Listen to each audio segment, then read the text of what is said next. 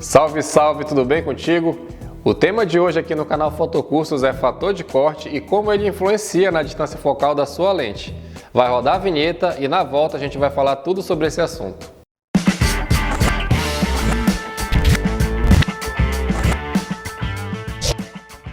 Você já deve saber que no mercado existem basicamente dois modelos de câmeras equipadas com sensores diferentes. Existem as câmeras full frame e existem as câmeras com sensor cropado. O que isso influencia na prática na sua fotografia? Muitas coisas, mas no vídeo de hoje a gente vai se concentrar especificamente num conceito chamado fator de corte. Quando nós falamos de câmeras fotográficas DSLR ou mirrorless, existe um grande parâmetro de diferença entre elas relacionado ao sensor. Existem as câmeras com sensor full frame e existem as câmeras com sensor cropado. Na prática, o que isso influencia na sua fotografia? Câmeras com sensor full frame conseguem captar mais detalhes da luz de uma cena, permitem que você aumente mais o ISO, permitem que vocês capturem mais nuances de cor, nitidez e brilho de uma certa cena.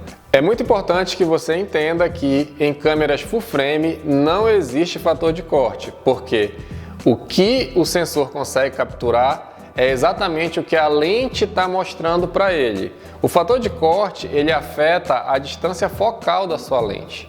Por exemplo, em uma câmera Canon equipada com sensor APS-C, portanto um sensor cropado, uma lente 50mm ela vai ter o resultado no arquivo final dessa foto próximo a de uma lente 80mm, ou seja, o fato do sensor ser menor altera as características da lente que você colocou na sua câmera. E aí você pode estar se perguntando, ok, entendi, mas como que eu descubro qual é o fator de corte da minha câmera? Como eu falei anteriormente, Canon e Nikon equipam suas câmeras atualmente, as cropadas, com um sensor chamado APS-C. Na Canon ele é um pouco menor, ele mede 22mm por 15. Já na Nikon ele mede 23,5 por 16. Ou seja, o sensor APS da Nikon é levemente maior do que o da Canon. Então, para efeito de cálculo e para a gente simplificar a nossa vida, a gente considera que o fator de corte das câmeras equipadas com sensor APS-C é 1,6.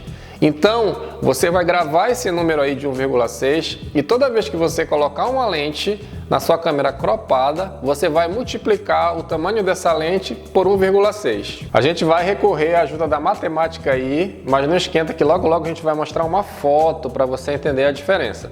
Coloca aí na tela o seguinte, nosso editor, 1,6 vezes 50, que é o tamanho da lente, que vai dar 80mm. Como que eu interpreto essa conta? O fator de corte da minha câmera, que é 1,6, vezes a distância focal da lente, que é 50mm, resulta numa foto aparente de uma 80mm. Ou seja, uma lente 50 numa câmera cropada vai ter a aparência ótica de uma lente 80mm. É como se o sensor produzisse um certo zoom na foto, desrespeitando um pouco o que o fabricante da lente diz que ela faz.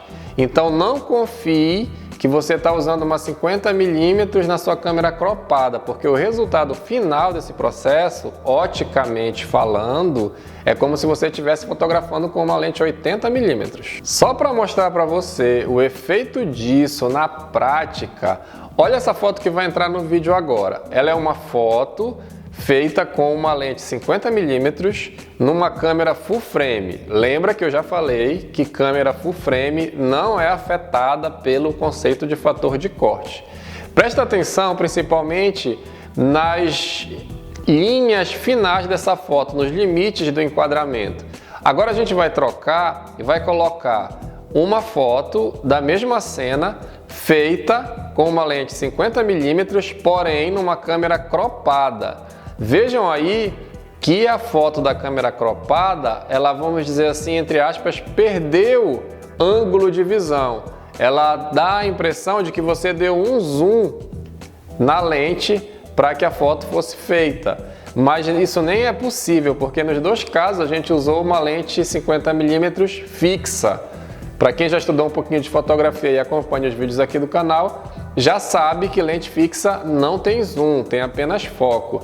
Então, a diferença que eu quero que vocês fixem bem aí, prestem bem atenção, é exatamente como que uma lente 50mm numa full frame gera um resultado muito diferente do que quando ela está numa câmera cropada.